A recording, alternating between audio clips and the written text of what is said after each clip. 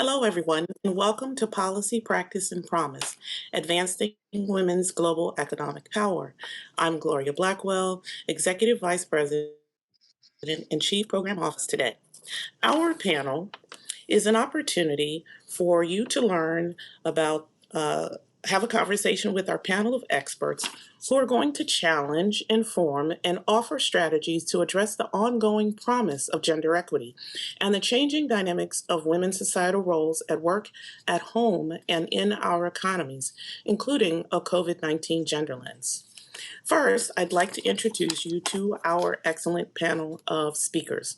First of all, we have Jessamine Schaller, PhD, who's an assistant professor of economics in the Robert Day School of Economics and Finance at Claremont McKenna College, also a faculty research fellow at the National Bureau of Economic Research, and an associate editor at the Journal of Population Economics.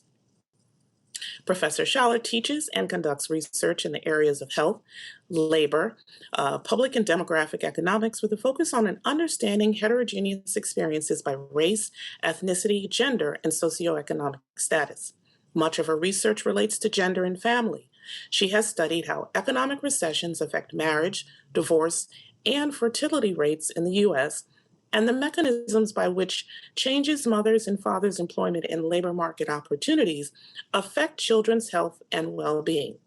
Professor Schaller's work has been published in a variety of leading economics journals and has been cited in a variety of media outlets, including the New York Times, The Atlantic, CNN, and Time magazine. Next, we have Latoya Council.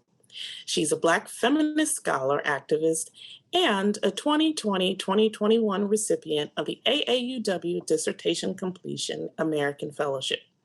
Latoya is an expert on work-family conflict and its intersection with health and well-being for Black American middle and upper-class individuals. Latoya's dissertation, entitled Her Work, His Work, Their Work, Time and Self-Care in Black Middle-Class Couples, interrogates how Black middle and upper-class couples manage work and family demands with individual self-care practices. In 2017, Latoya co-founded her company, CLC Collective, LLC, where she currently serves as the Chief Academic Officer. The mission of CLC Collective is to create awareness and action around issues regarding diversity and inclusion for children through the incorporation of intersectionality. CLC wrote their first children's book, Intersectionality, We Make Room for All, which was published by Daughter Press in 2019. Latoya notes, intersectionality and the power of love frames how I view the world and my place in it. Welcome, Latoya. And our third panelist is Leticia Tomas Bustillos, PhD, who currently serves as AAUW's Federal Policy Manager, where she leads the legislative and executive branch strategies to advance AAUW's federal policy priorities. Prior to joining AAUW, she held positions as Director of Policy Research for the Campaign for College Opportunity and was Associate Director of the Education Policy Project at the National Council of La Raza, where she set the strategic direction for NCLR's education policy work at the federal and state levels on issues important for Latino students in K-12 and higher education policy, college career readiness, and education reform. Upon receiving her PhD in education policy in 2007, she taught pre-service teachers and post-secondary administrators as an assistant professor at Loyola Marymount University, an adjunct professor at Whittier College, and the University of Southern California. Welcome, Letty. Our moderator for today is Kimberly Churches, who is the CEO of the American Association of University Women. AAUW is a leading gender equity organization that advances equity for women and girls through education, advocacy, and research. Thank you, Kim, and we're looking forward to today's conversation. Thanks very much, Gloria, and welcome everyone. We have a lot to talk about today, and I'm eager to dig in with all of you and glean your thoughts as we look forward to COVID recovery and begin the long, long haul towards economic recovery and building back a better new normal for us all in society. We've seen a lot of attention and resources around addressing inequities and inequalities in our educational systems, in the workforce, in leadership, in our homes, in society overall during the COVID-19 pandemic in particular. It sort of opened up our eyes to all of the inequities facing us in the US and around the globe. And so a lot of us are talking quite a bit about the practices and policies that can help to make sure we can inform improvements and start to close those gaps as we come out of it. But let's be clear, COVID has just wreaked havoc on the notion of gender equity, setting us back in progress for years, if not decades. And those ramifications are not just for women, these are ramifications for families, as we'll talk about, I think, first with Latoya. So first, Latoya, welcome and thanks so much for joining us. I want to talk first with you and ask you a question about your work, because the Beijing Platform for Action really emphasizes that women have shared goals for equality that can only be addressed by working together and in close partnership with men. Given that your work focuses so much on Black middle and upper middle class couples, talk to us a little bit about how Black couples manage work and family demands within the context of gendered racism in our society, and tell us what your research is finding. Yes, thank you so much, Kim, for that question and for being here today with AAUW. I'm so excited. I'll give a little backdrop first. So I decided to focus on Black couples because I agree with the idea that we have to work in a relationship with men in order to realize better opportunities for families and also outside of the family life within work organization.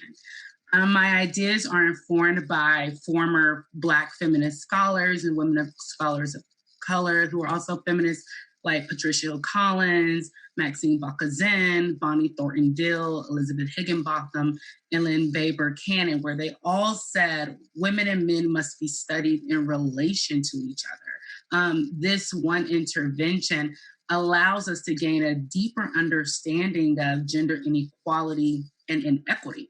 And I preface and I start with that because that's exactly what I find in my research. I find that mothers and fathers are both just trying to find ways to handle the demands of working family life at the intersection of their race and gender, which reproduces gendered racism. However, the way strategies that the two groups utilize in the home and at work, it reproduces inequality. So, for example, I find that fathers are using a compartmentalization approach to work and family life, which means when they're at work, they focus on work. When they're at home, they will participate in housework, but not to the point that it takes away from their time with their wives and their children. They're like, oh, family comes first. I'm not going to clean for hours because I'm supposed to be with my family. I've literally had men say to me, I set a timer for 30 minutes. When that timer goes off, I'm done cleaning. That's it. Now, while fathers can compartmentalize and do that, mothers are having to do the opposite. They're actually having to overburden and pick up the slack with the use of timers because fathers are like, I want to focus on my wife. I want to focus on my children. And so while it seems like men have this, overwhelming interest in working the family, it still reproduces inequality. And this is why when we study women and children, we also must include men in part of the conversation. Yeah, that's really stunning. And the timers, golly, my eyes went like this because I thought, boy, what a luxury to be able to use a timer when we know all of the things that are facing us in our homes. But I can also understand the prioritization too in the families. Letty, let me turn to you next. And I'm curious, and I really encourage all three of you as we do this, if you think of something you want to add on based on your work or experience or research in this time, don't hesitate to interject at any time either. But because of the disproportionate impact on women during the COVID-19 crisis that's been so incredibly well documented, I'd love to get a sense from you with your strong policy background of how this is kind of lifting the veil on some of the inequities that we've been fighting for towards equity in so many parts of our society. What have you discovered from this? What do we need to do for women of color in particular who've suffered just complete disproportionate setbacks during the pandemic? And where do you think we're going next in this in terms of economic and health recovery? Hate to tell you, yeah, the mute. There we go. Thanks. There we go. There are a number of things that have been discovered as far as the work of women, both outside the home and inside the home. And there's definitely a number of areas that we need to address to help women recover from the pandemic. I'm going to talk about a couple of the critical issues that we at AAUW are focused on to make sure that we address those disparities and make sure that there's greater equity for women across the board. First, one of the things that we really need to do is ensure that women have access to paid leave so that they may take the time to care for themselves and for their families in times of crisis, as we just experienced over this last year, but other times of exceptional need. Not only do we need to know what the next year holds for us as we begin our slow recovery from COVID-19, but most importantly, no woman should have to make the difficult choice between caring for loved ones, for themselves, or having to go to work because their pay, or for that matter, their jobs are in jeopardy because they don't have access to paid leave. So that is definitely one of the key areas that we need to focus on.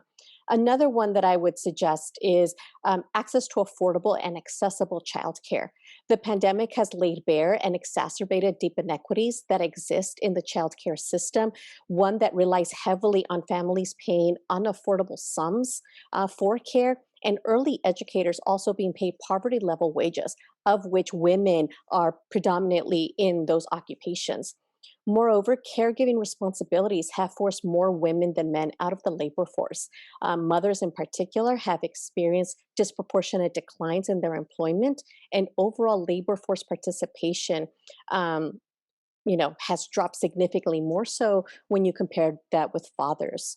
Women and women of color in particular have been forced to make those impossible choices between leaving their children at home, sometimes alone, while they went to work because, as I stated, they simply cannot afford not to work.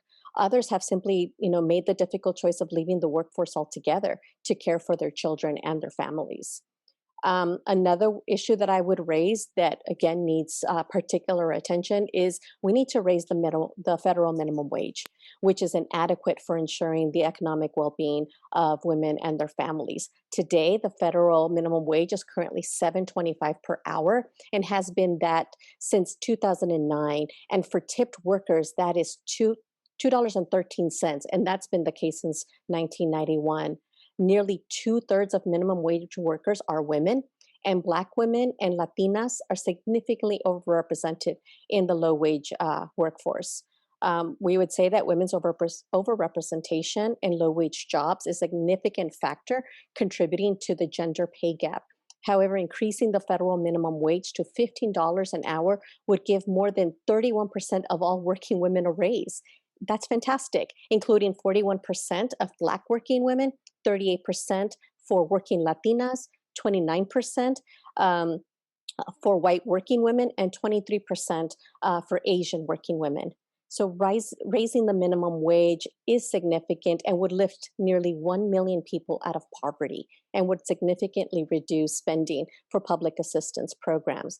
And last but certainly not least that I would point out is we need to address the pay gap that persists despite state and federal action.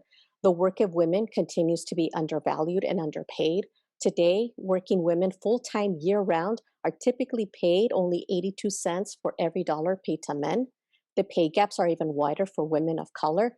Black women and Latinas make respectively 63 and 55 cents on the dollar as compared to non-Hispanic white men. These inequities, we would suggest, combined with the massive job losses by women experienced during the pandemic, which comes out to about 5 million jobs to date, means that women do not have the financial cushion to help weather the current economic crisis or the ability to build wealth, all of which contribute to the racial and gender gaps that we continue to see today. So if we really want to build back our economy, have a strong recovery from the pandemic, these are the types of issues that we need to address, and we need to address with bold action to ensure that women come out of this stronger than before.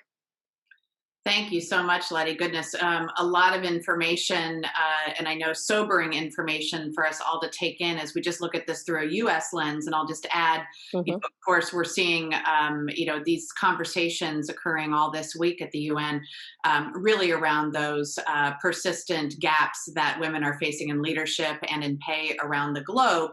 Here in the U.S., as Letty just articulated, we've got to have that combination of strong policies at a municipal, state, and federal level, coupled with strong practices. And I think we are seeing a lot of employers in a lot of different sectors, in education and nonprofits, in the public sector, large and small and mid-sized private companies, publicly traded companies, that are really addressing that they've got to actually take into account their employees' well-being and their authentic lives in a way that they perhaps ignored pre-pandemic because of all that the workforce is facing today. And we've certainly, by what Letty has laid out, we've got a lot to do.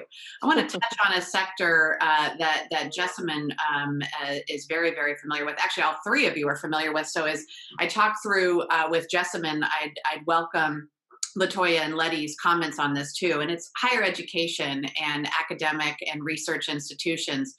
Frankly, I feel in a lot of ways in our societies, globally and here in North America, we give higher education and education almost a hall pass, meaning that we don't hold educational institutions to the same lens around pay equity and leadership equity, because they're doing such strong mission work and are great equalizers in ensuring the education of our demography today and yesterday. But I know that during the pandemic, there's been a tremendous amount of conversation here in the United States as well as globally about the future of higher education and where it goes, given that a lot of the paradigms and systems are hundreds of years old in practice, in many cases, and haven't been examined at least in decades. And so how you build higher education better back, not just for students, but assuredly for faculty, for adjuncts, and for staff. So Jessamine, I want to ask you a little bit about this, as academic women and scholars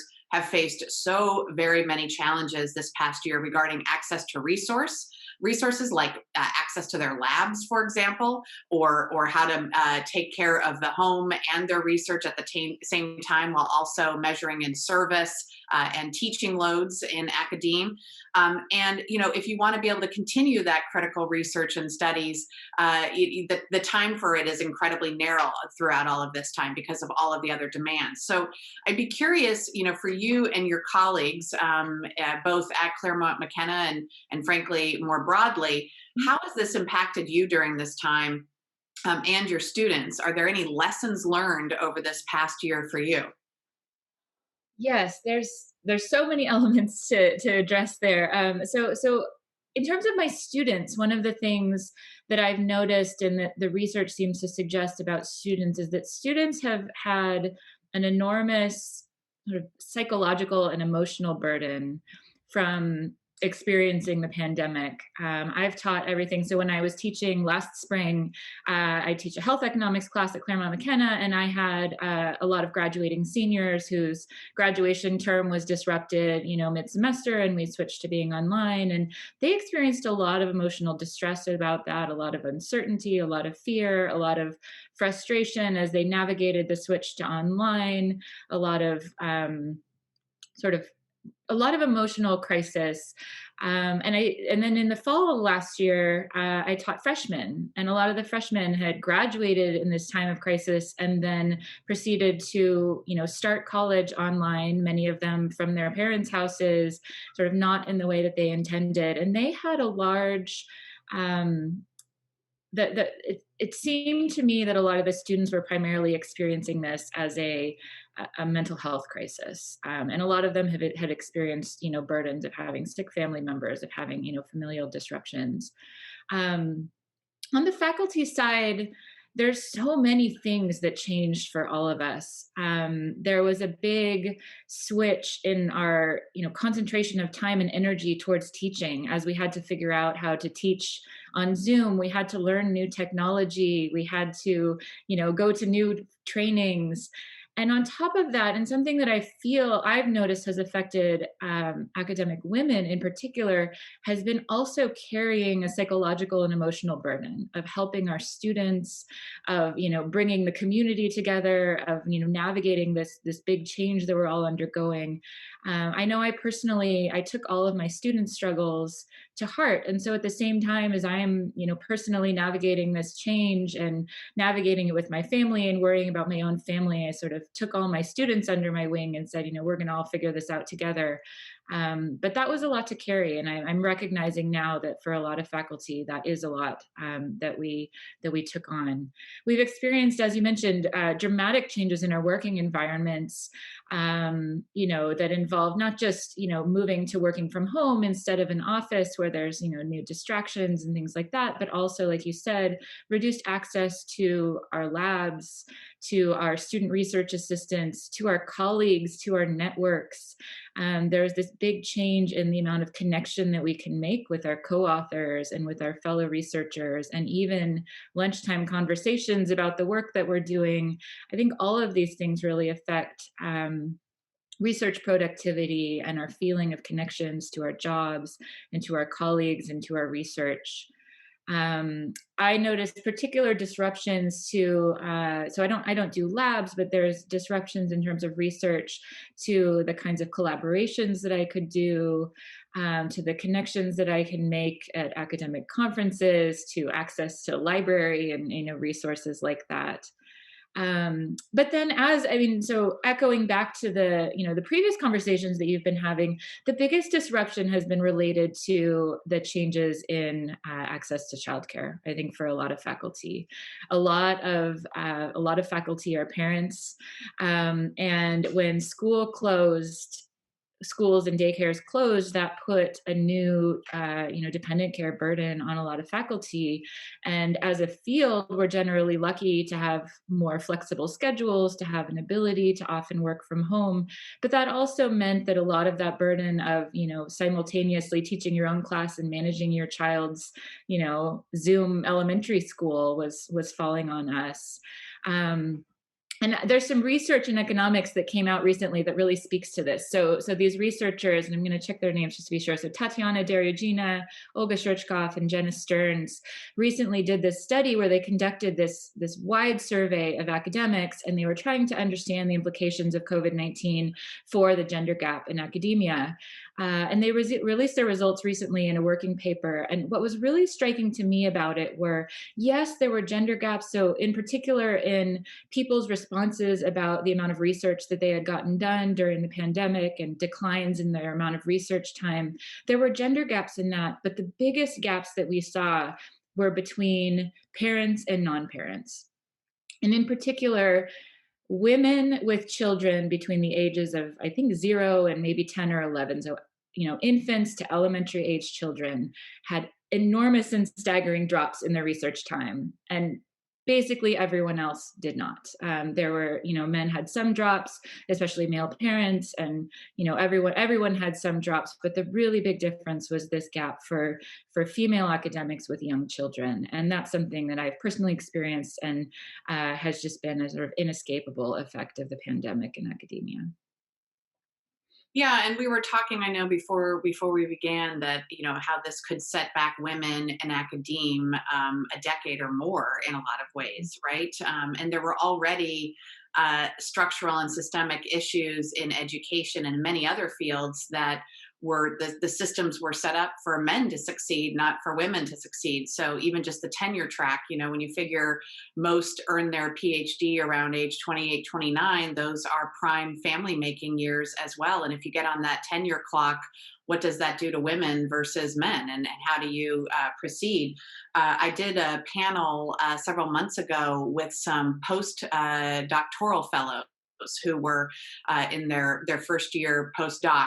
And just hearing from one was considering completely dropping out of her research because it was unbearable to even think about all she had to handle with childcare and elder care issues.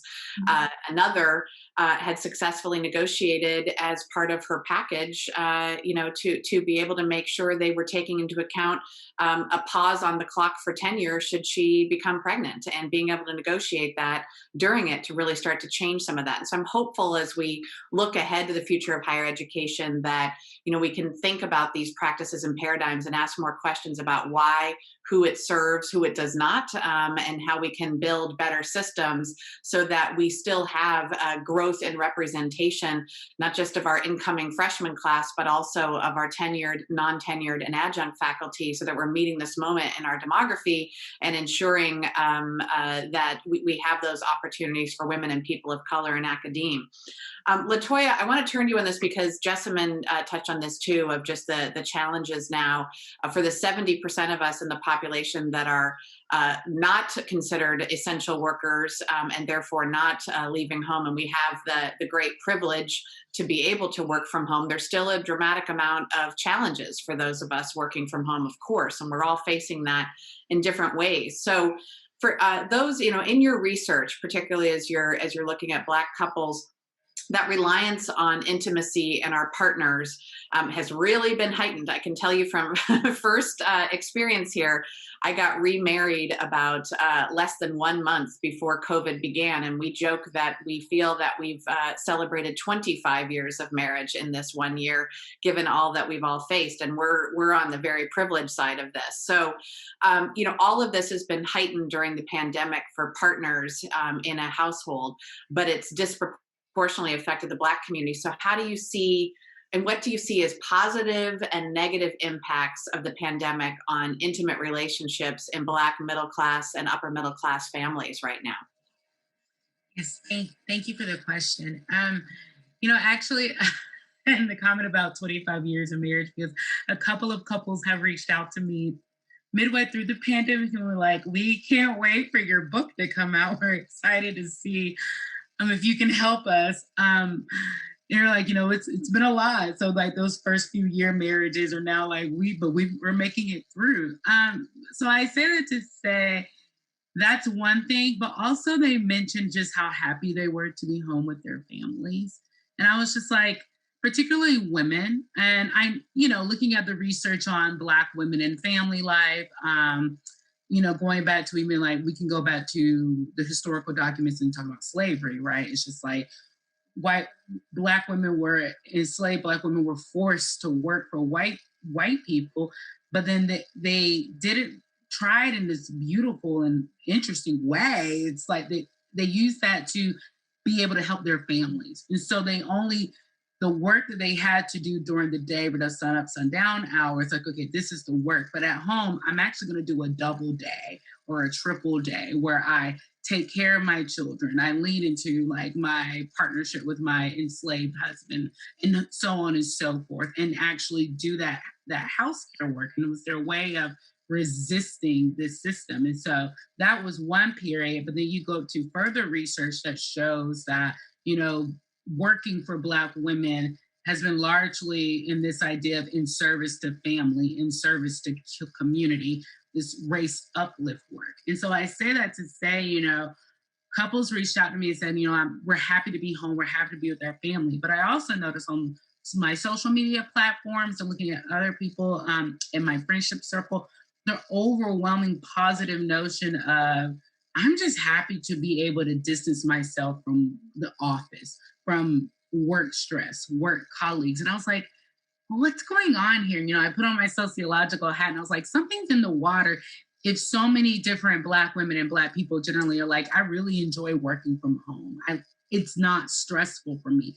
I'm actually sad about the day that I have to go back to the office. Well, I think that those observations, if you put it in context with the literature and what I'm finding, it speaks volumes about the impact of systemic racism in work organizations, right? And systemic sexism, what I call gendered racism as well. And so these positive like responses to the pandemic in terms of being able to go home, that's showing light on that. And there's also, while that's positive and there's this negative response as well, right? Because if we look at the literature and what's happening about how compartmentalization of emotions around men and leaning in and doing it all among women, it reproduces gender inequality and inequity. And so while being able to work at home allows a way to kind of sideline public racism and sexism, I fear that being at home might lead to this tapping into the strong Black woman image, right? The one, what we argue, one of the more positive, if we want to call it positive image of all the racist stereotypical tropes of Black womanhood. And so my fear is if we're not careful, sometimes the work that we do in service of others that's been largely found among Black women, it can amplify and become this a burden, mental fatigue, and the inability to care for ourselves. And so I think that's where, it's important to do what Audre Lorde says and Toni Cade Bambaater, self-care as an act of warfare and like self-actualization and self-determination. And it's just like, let's not forget about ourselves while we are home and kind of able to sigh from not having to deal with systemic racism and sexism. We also need to understand that patriarchy and inequalities within our homes and be careful. And what does that mean when Black women are doing this care work out in service of others? Yeah, I can go on about that. Oh, you should too, because this is a lot here. And as as we think about that sense of exhalation that a lot of Black women and men have had in this time of being able to work safely without microaggressions, without macroaggressions, without sexist and racist comments or collegial issues or just systems that just simply don't work for them in the workplace. Are you hearing from some that you're talking to about a hope for a better blend of work-life balance going forward, meaning stronger telework policies and the like, where maybe it's not a toggle switch of just going all the way back 5 or 6 days a week, but maybe going back to the office just a couple days a week? How are you hearing that from folks you're talking with?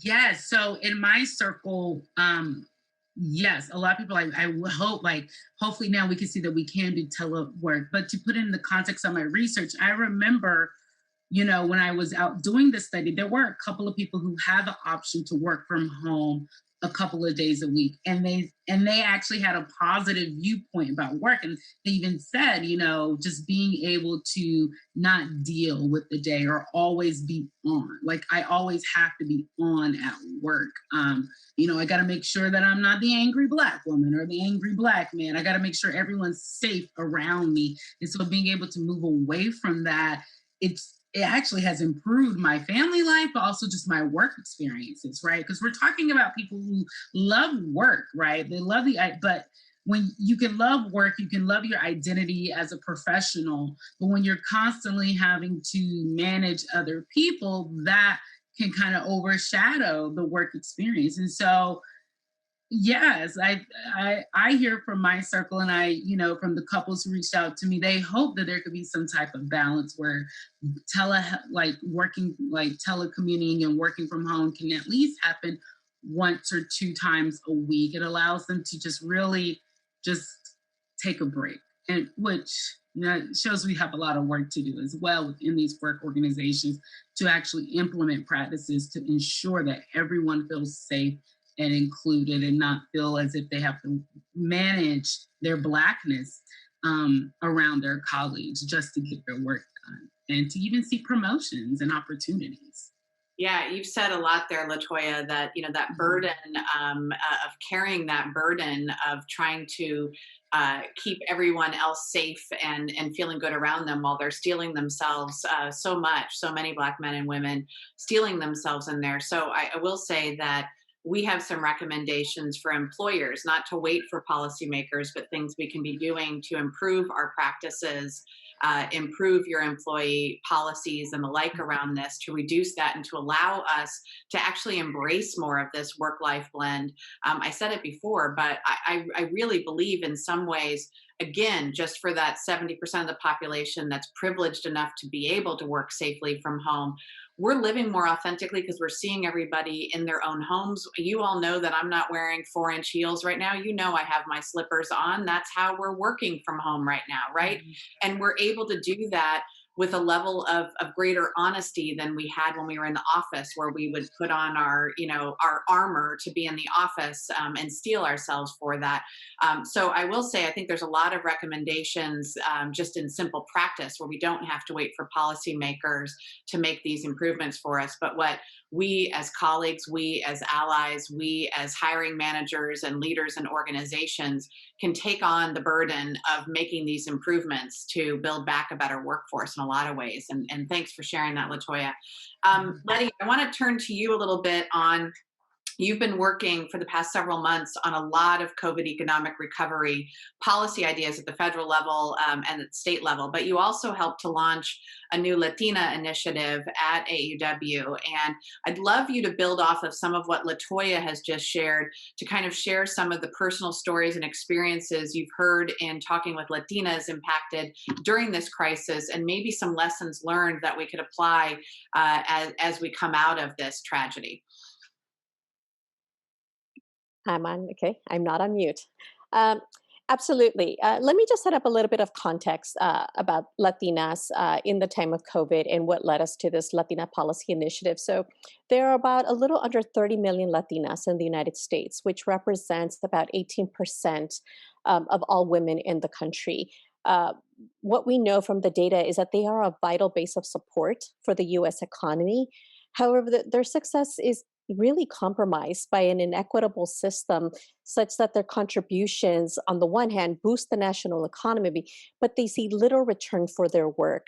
I said it before, but you know, Latinos as a whole contributed about $2.3 trillion to the US economy in 2018. Yet Latinas specifically, as I said a little earlier, still only earn 55 cents for every dollar earned by white non-Hispanic men. COVID-19 has had a particularly devastating impact on Latinas, as 21% of Latinas lost their jobs in the early days of the pandemic. Nearly a quarter of Latinas do not have access to health care, health insurance, and just under 1 in 6, only 1 in 6 have the opportunity to work from home. So that leaves very little choices for what Latinas can do during, you know, the pandemic.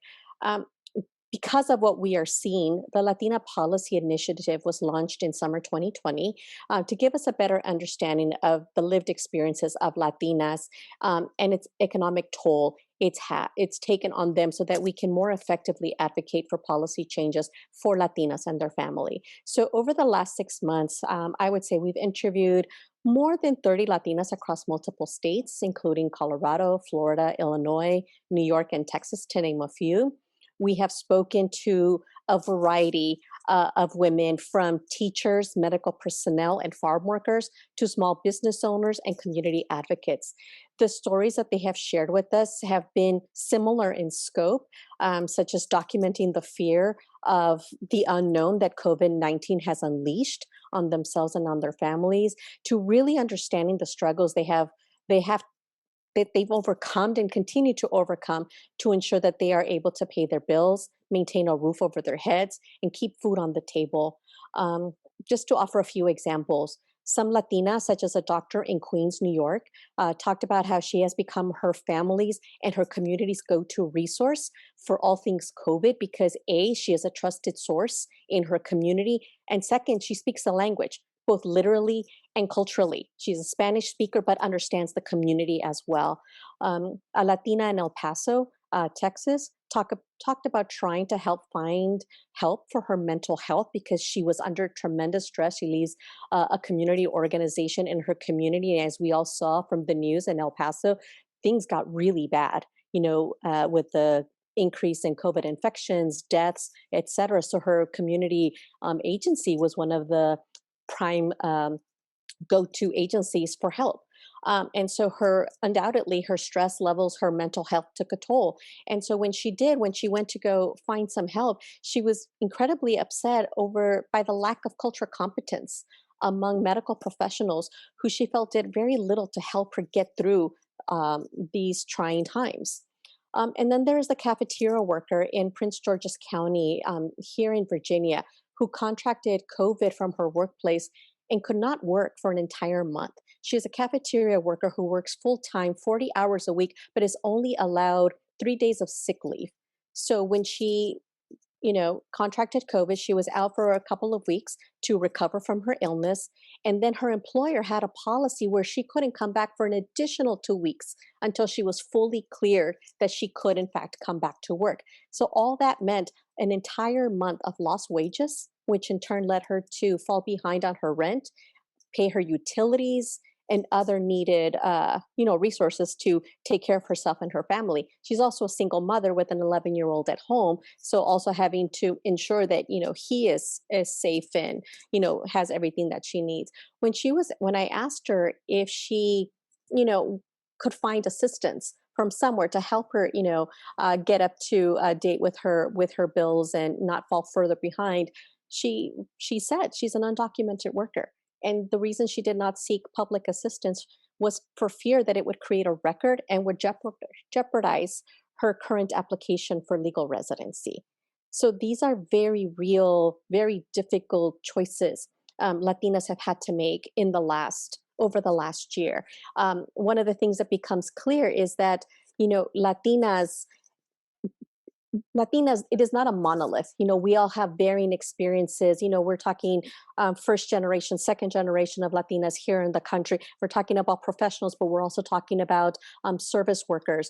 Some who have the privilege of working remotely from home, and others who absolutely, without a doubt, have to go into work because they have no other choice. And so, as we begin our analysis of our findings, it's very clear that Latinas, for very different reasons, are among our most vulnerable population.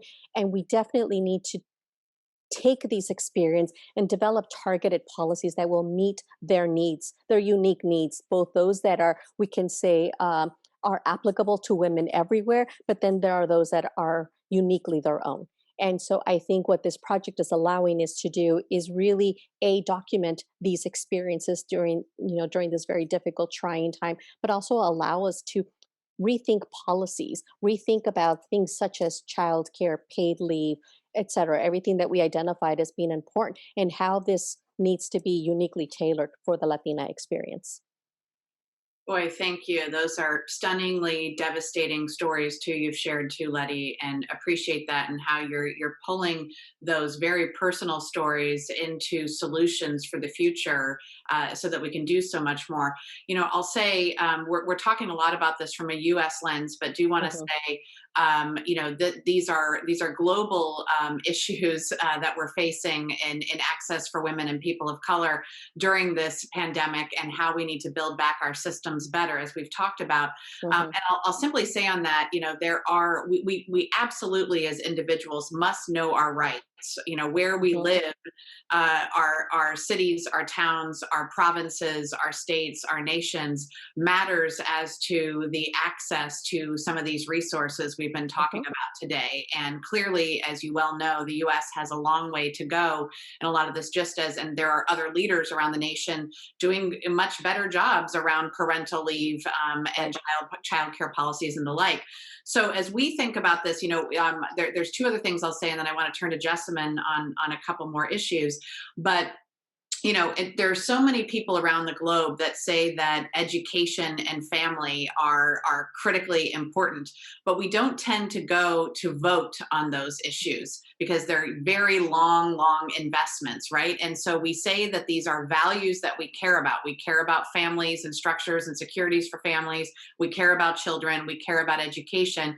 But we don't tend to vote, nor do we push our policymakers on these issues. And I'm hopeful, because we have had to pull our heads out of the sand and really face these inequities with clarity, right? No more opacity. It's staring us right in our faces, that we can work on training and upskilling programs, that we can really get into the well-being of our employees at every single level, whether essential or low-wage workers on up to the C-suite.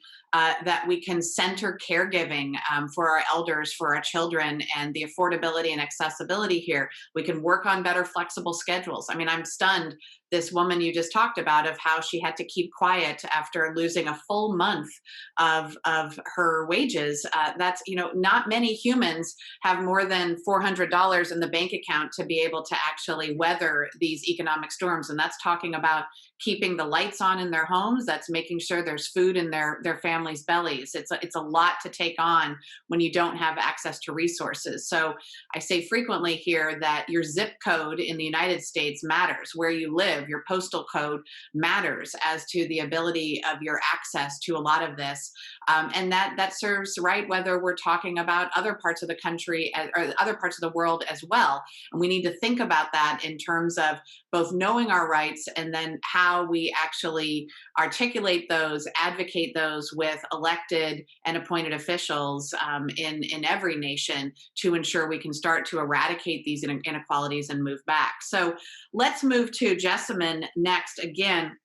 And I actually want to stay on this childcare access issue and talk to you through both personally as well as through kind of a macro level as to what we think will be happening in this shift going forward and what the impacts will be.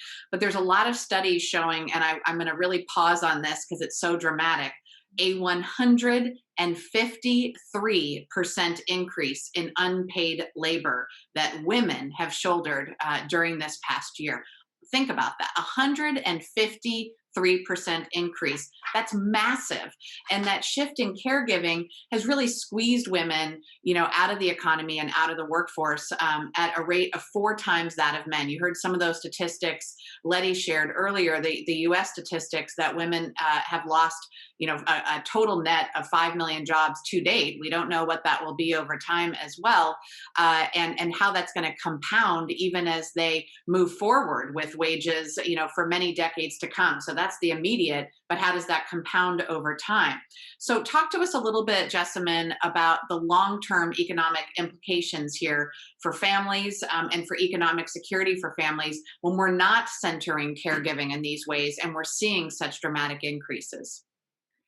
Yeah, so there's so many things to talk about here. So one, when I teach intro to economics, so this is that freshman group that I talked to you about that I taught in the fall, and I'm teaching them about how we measure the size of the economy, how we measure GDP in the US and in other countries. And one of the things they learn right away is that one of the things that is not counted in the size of the US economy is home production.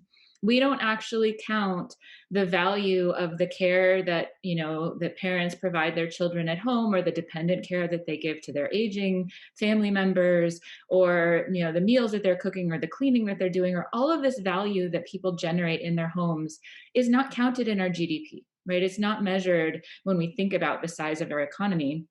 And we can do estimates as to what percentage of GDP this is, but it's a large fraction in a normal time, right? 20 to 30% of GDP, something like that, right?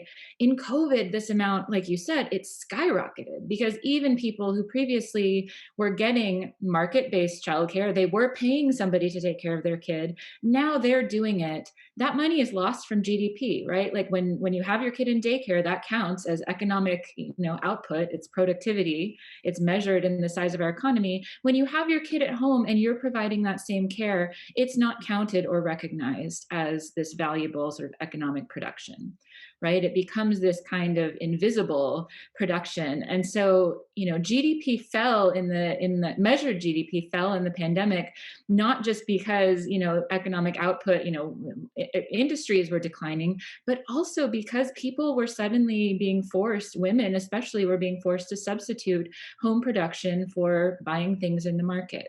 And so, I switched to taking care of my own kids. We were unable to have, to pay somebody to help clean our house, which we usually do as a, as a 2-earner family, that there's, these things that suddenly are being done, and yet they're not recognized. And this is important because I don't believe they're recognized from a social standpoint either. And I'm hoping that this is maybe a silver lining of this pandemic, that there's a growing amount of recognition for this unpaid labor that women disproportionately do.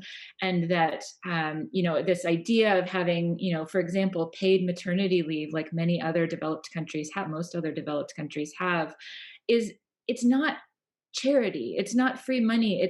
It's providing this subsidy for this valuable thing that women are doing in caring for children and in generating this home production output.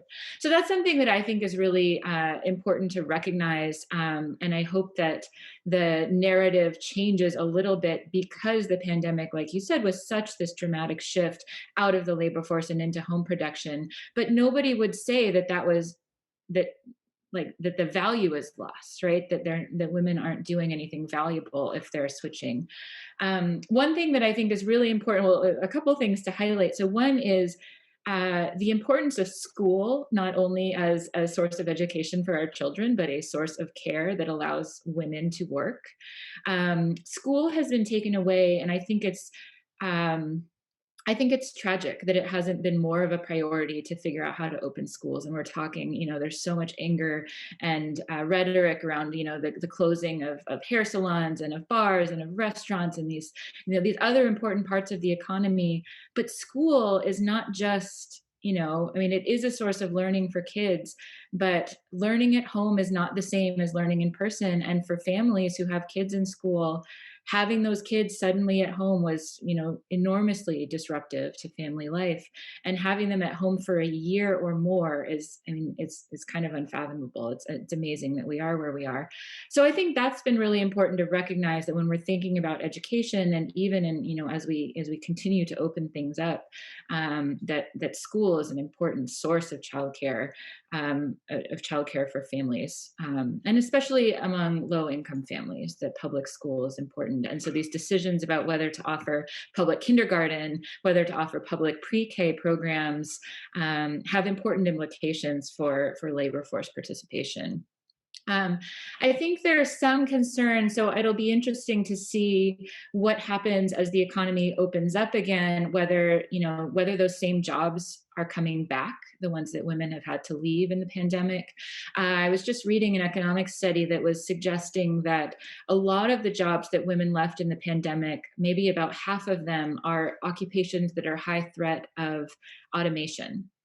And so as workers are leaving the labor market, what firms are doing is they're finding technological replacements for those workers. They're saying, now that these jobs are gone, can we replace these workers with computers, with automated technologies and things like that?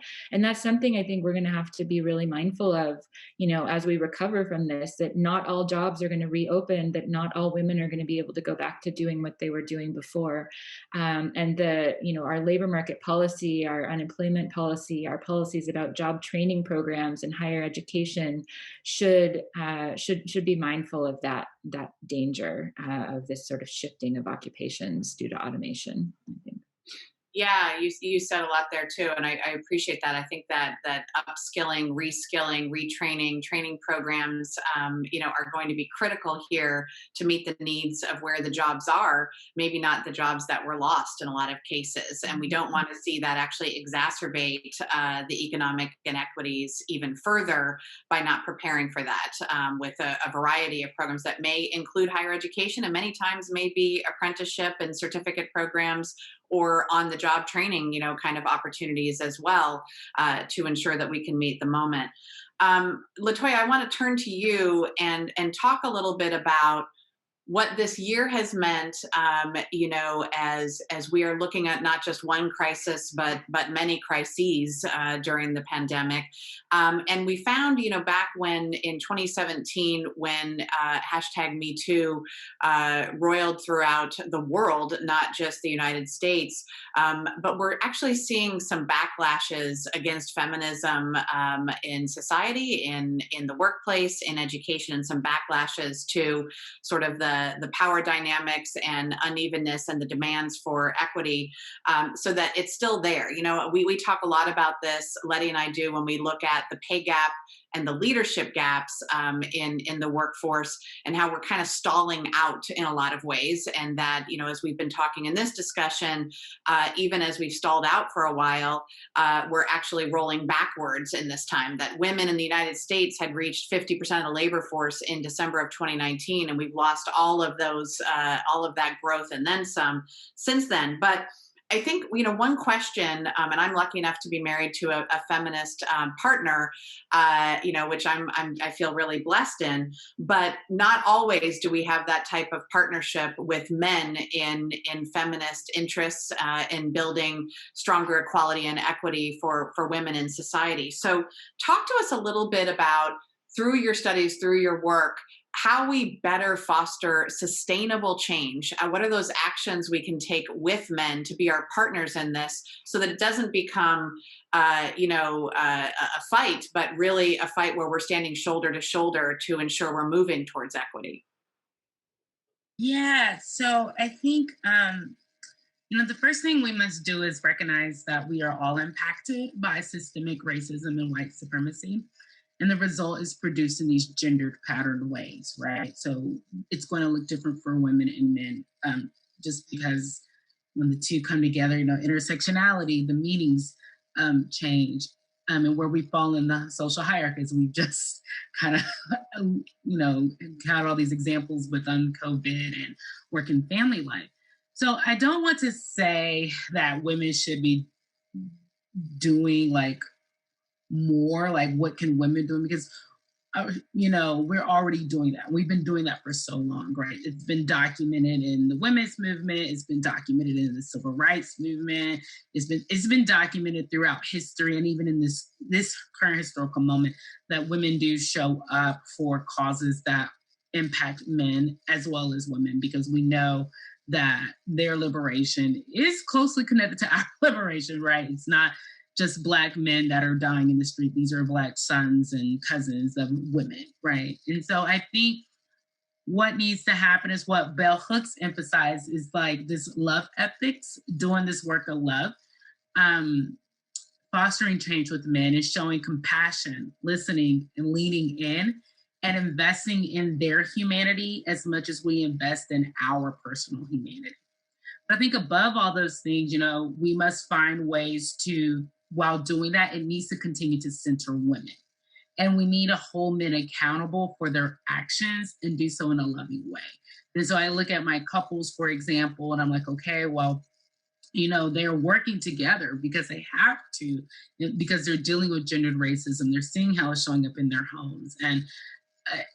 And they're leaning in different ways that sometimes overwhelmingly ends up reproducing gender inequality. And I think a part of that is because where's accountability, right? Where's we show up, we foster, we already do work with men in coalition building, but where's the accountability for them to carry some of that burden? What does that look like? So I think sometimes that can mean, particularly with men of color, hey, we understand that you are also impacted by racism, right? We get it.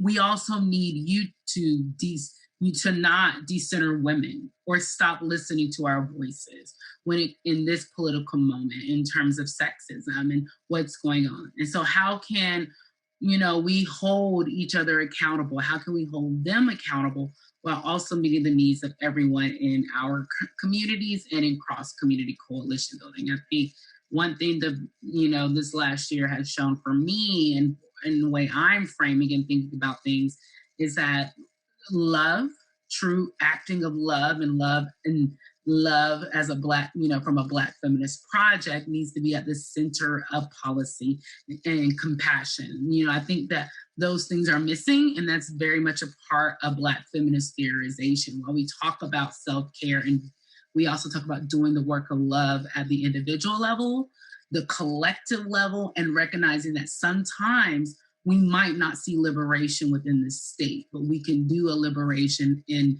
mobilize together within communities and also in our individual lives. I mean, centering love, goodness, Latoya, that's a lot. I actually want to follow up with you on this from a generational lens because of your first book for kids, Intersectionality, We Make Room for All.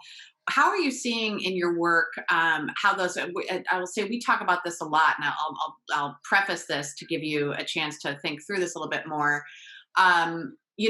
I'm feeling probably more optimistic as we look at post Gen Z and Gen Z in really embracing inclusion, diversity, and equity in ways that we haven't seen as much of from baby boomers and Gen X and even older millennials. Like, I think we're seeing the demands for change, both with our wallets, where we spend our money, but where we work as well, as we're welcoming Generation Z into the workforce, and we're still educating post Gen Z now.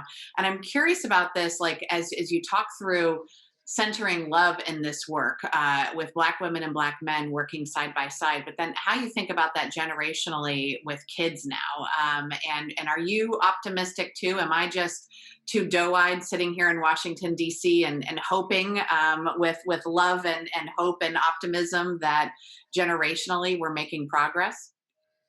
No, I agree. I'm very optimistic. And think I think, President Biden tried to say this in the town hall he did a few weeks back, but it didn't land too well, where he said, you look at we were talking about, like, why are you interested in dealing with systemic racism? He's like, well, look at your TV commercials. Who's in your TV commercials? And it's like, I think, if he had more, he's like, interracial relationships, interracial families. So we got to talk about systemic racism. And so I think, I will lift what he says to a higher level and say that is an example of exposure, right? Younger people, young youth they're in circles where they're seeing same-sex parents, right? They're not getting this shock factor, right? They're seeing friends who might have a mom of one culture and a dad of another culture, interracial, interfaith. They're seeing these things. They're experiencing it in their friendship circles. And we particularly saw this with, this over the summer with movement for Black Lives and Black Lives Matter. We saw a lot of cross-race coalition among the younger generations. And even I think among some millennials, you see like many members of the Asian American community, members of the Latinx community, the white, so on and so forth, coming out and saying, hey, we're not going to stand for this. This is not okay. And we're starting to see some of that bubble up now with Stop AAPI hate, right? Some more movement building. So I say that to say I'm hopeful, right? When we're on the book tour, but we're sitting in classrooms. We just did a reading with a YWCA group in Illinois, and I observed the room. I saw white parents with Black children, Asian children. I saw, Latinx parents with Asian children, Black children. Like, these are people's, this is the household, right? This is the United States. This is the world. The exposure is different. So I am hopeful that this generation's like, we have to talk about systemic racism. We have to talk about sexism. We have to talk about LGBTQ issues, because you're hurting my friend. And I love my friends and I love my family. And I don't like the way you're treating them, which is why it's so important to keep January 6th in our memory, because it's not just affecting little Black girls and boys. They're affecting little Black girls and boys with a parent who might not be of their same race, right? The shock is different. So I'm hopeful. And I think the books that we're producing, they are, a lot of parents have said to us, thank you so much for writing this book. Thank you for doing this, because this is exactly what I need. I need to teach my kids a big word called intersectionality, and I now have the tools to do it. So yeah, I think we're on to something, and I think we're moving in a very positive direction. And I think the future is bright. I'm excited. That's great. I will sleep a lot better tonight, Latoya. Thank you for that. And thanks for putting a smile on my face on this.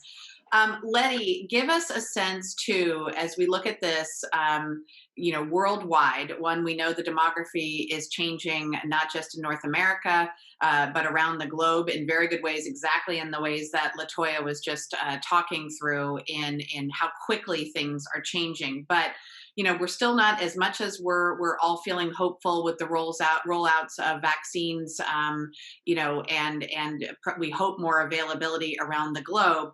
How are you thinking about fast forward for us, over the course of this next year? What are the key kind of policy making areas you hope, both in the U.S. And around the globe, will be working on, so that if we look at this date, a year from now, what will be different, and how could we think about that in education, in our workplaces, in leadership, and in society? What are some of those key priorities you're working towards this year? That's that's a big question, and I'm going to say that I am hopeful that we will address the very realities that we uncovered as a result of of the pandemic. That is making sure that childcare is available for everyone, that it's not going to cost you 2 months worth of your salary for someone to care for your child. So that way we're not making those impossible choices of either do I work, do I care for my, that should not have to be the, like I said, that impossible choice. I hope that we truly address, and I think we will, what does it mean to have a living wage? And it's not just about, I think raising the minimum wage is definitely a key first step. But what does it mean to be able to live in the cities that we live in? Because $15 an hour in Atlanta may not be the same as $15 an hour in New York City or in Los Angeles. So we have to discuss what does it mean to be able to live and live well. So we're not making choices again about am I paying the rent this month or am I buying food for my children? Uh, I'm hopeful that the reopening of schools, like Jessamine said, I mean, that is something that I think caught a lot of us parents out of just caught us unawares.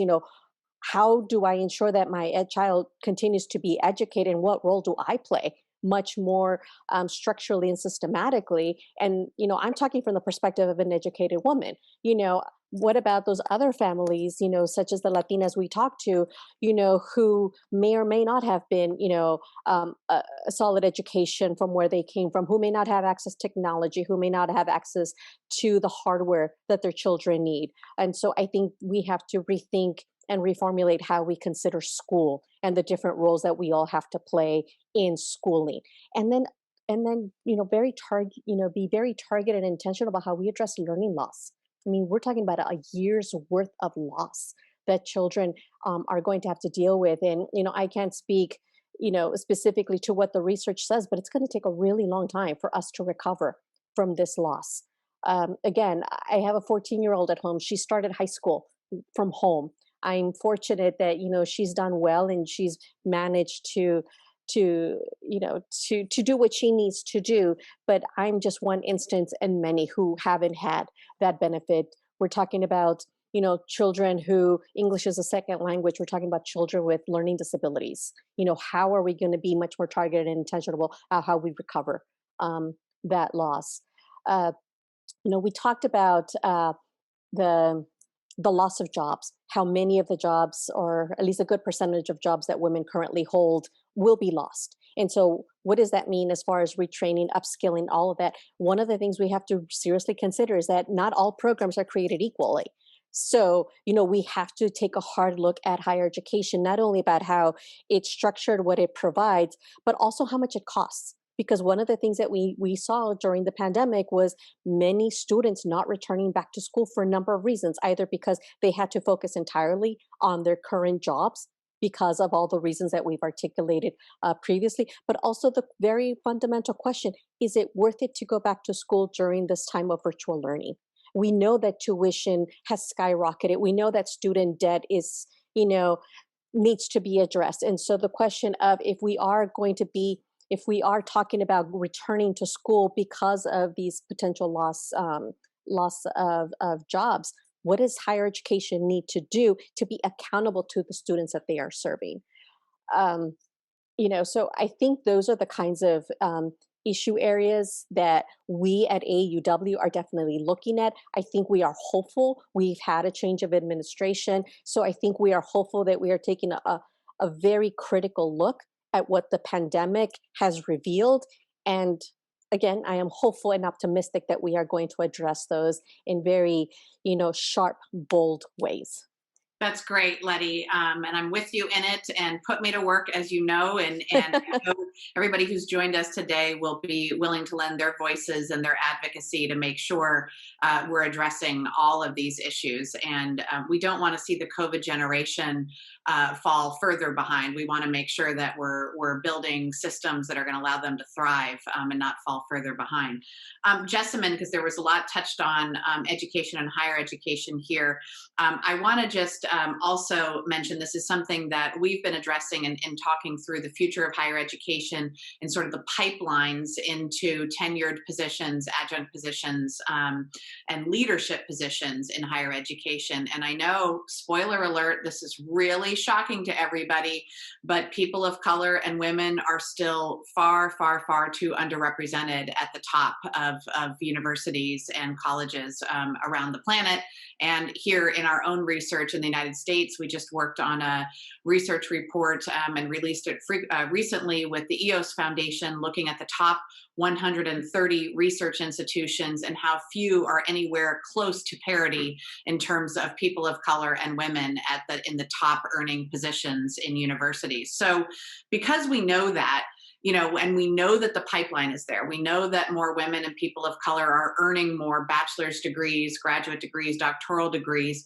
What do you think needs to happen to make sure that we prepare the next generation of leaders on and off campus? And what can we do to start to move closer to equitable representation? We know that those incoming freshman classes in our nations and our world's institutions are as diverse as the planet, but our leadership still is not. So what do we need to do to prepare? Yeah, that's a great question. So I think I have a few answers to that. So one is, I mean, we know that females in academia. So you're right that they're becoming increasingly represented at the undergrad level. So my field is economics. Women are still a minority of economics professors, but I think in the PhD programs they are no longer a minority, or at least it's a much larger minority, and at the assistant professor level, but are dramatically underrepresented, as you said, at the full professor level and in these leadership positions. One of the reasons for this is that female academics disproportionately take on teaching, advising, and service responsibilities. And this is related to some of the same things we've been talking about earlier in terms of disproportionately taking on home responsibilities. It's this sort of invisible work that women do both at home and at work that thus far has been under-recognized for its contribution. And it's an interesting challenge because I don't think the answer is necessarily to tell women just say no to all of these things, but I think it's actually to change the system of evaluation and say we should be recognizing these things as important contributions to academia. Like if we're working in an academic institution, these service roles are important. This advising of graduate and undergraduate students is important. And that those things are important contributions, and men can do them and women can do them, and whoever is doing them should be recognized. That we should sort of let go of this this focus on only research accomplishment and publication as the sort of be all end all of promotion and sort of these decisions. I think that's important. And I think and so from university standpoints, I mean, they can do things like actively seeking to increase diversity of their workforce, both in terms of gender and in terms of race, ethnicity, and other background things. I think that they should be actively creating leadership pipelines and training opportunities that are available to women. I think they should be mindful of new evidence of gender bias in teaching evaluations, gender differences in the perception of research contributions. So there's been research studies showing women get less credit for co-authored papers than men do. There's been recent studies showing that women are treated differently in research seminars than men are, that they get asked more questions and critiqued more intensely on their research. And so in light of all of this evidence, I think we have to change how we're evaluating. We can't just rely on teaching evaluation ratings. We can't just rely on, how many seminars a person is giving or how many publications they have or how long it took them to, publish their dissertation work. I think we have to find more holistic ways to evaluate faculty contributions. And on the employee side, and female faculty, I think, can work on identifying and owning their strengths. This isn't about trying to be like the men that are successful. This is, there has to be some sense of, expecting recognition for the things that you are doing and accomplishing. And I don't know if we're there yet. I feel strongly about this, and I hope that we can get to a place where women can feel that way. That they're not doing invisible work, that they're not stigmatized for, being parents of young kids while they're on the tenure track, that they're, expecting that when they get a tenure clock extension, that they are actually given that extension and are not expected to have just done an extra year of research in that interim time. And that they speak up and say, let's not weight teaching evaluations so heavily. Let's, find other ways to have peer evaluations and things like that. Because I think that's part of the problem, is that if we're always going to hold the same standard of evaluation, that things aren't going to change. Really have to be able to recognize the contributions that are being made. Yeah, and they're so gendered and so racist in those systems too already inherently, that unless they're shifted and changed, things won't move forward. So I'm going to ask a last question to all of you, and you can pipe in. You can do it back in order again if you want, or mix it up a little bit, however you'd like. But as we think about the promise here of what we've been talking about at the UN for 65 years on the Commission on Status of Women, of the promise of women on the planet, in our nations, and those abilities to better contribute to and be recognized in our society at all levels, moving from promise to power for women and for people of color. As we think about how this year has just put a giant spotlight on all of the inequities we've talked about today, and all the solutions that need to be made, is there an action that you want to see happen over the course of the next several months as we move forward that you think will really help to move women and people of color more towards going beyond the promise, beyond the hashtags, beyond the social media posts, and into real and sustainable change? Is there an action you think all of us on today's call could take, or a series of actions that you'd like to propose? Giant question. I'll say on my end, absolutely figuring out access to affordable and quality childcare, and not maternal leave, but parental with a capital P, and encouraging men and partners to take that leave as well. That I think parental leave and access to childcare are issues we've got to address right now if we're going to fulfill the promise we have for women in society.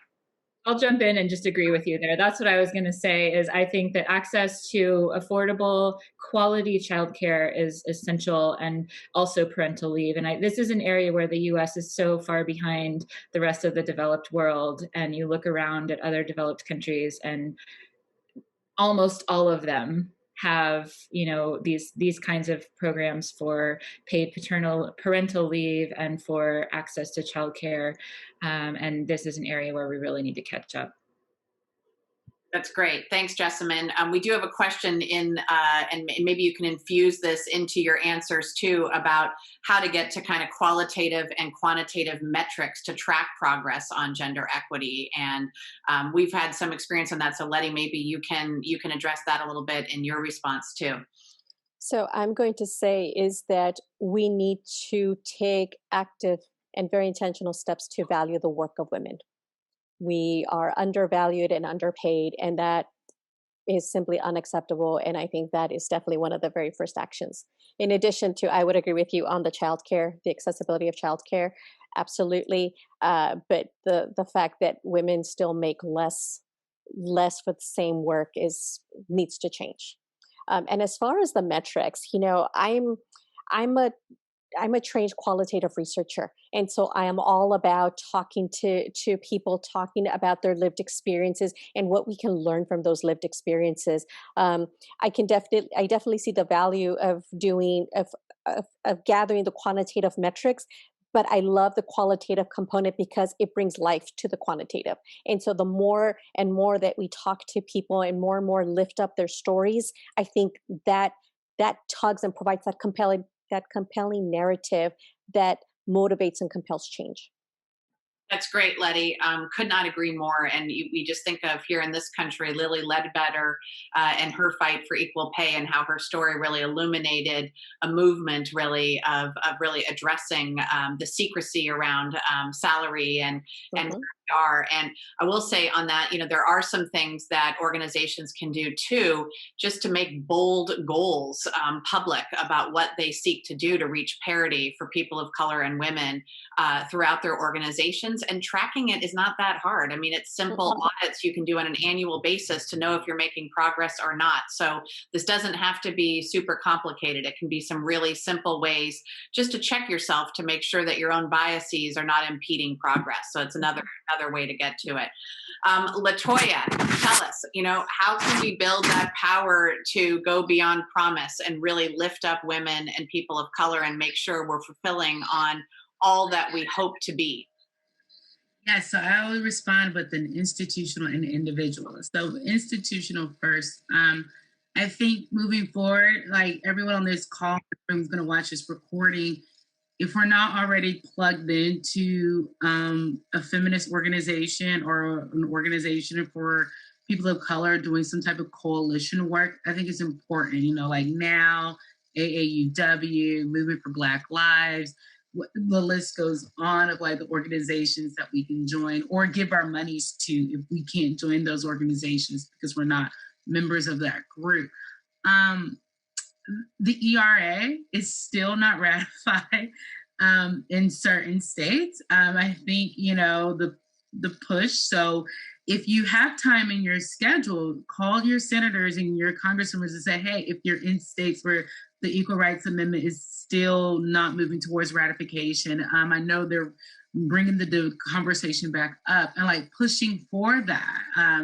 It's about time. It's 2021. We started this in 1970. I wasn't even born when this conversation was started and this movement began, but doing that. And so I think, coalition, joining organizations, giving funds to organizations if you can, letter writing campaigns, and pushing for the ERA. Those are some institutional.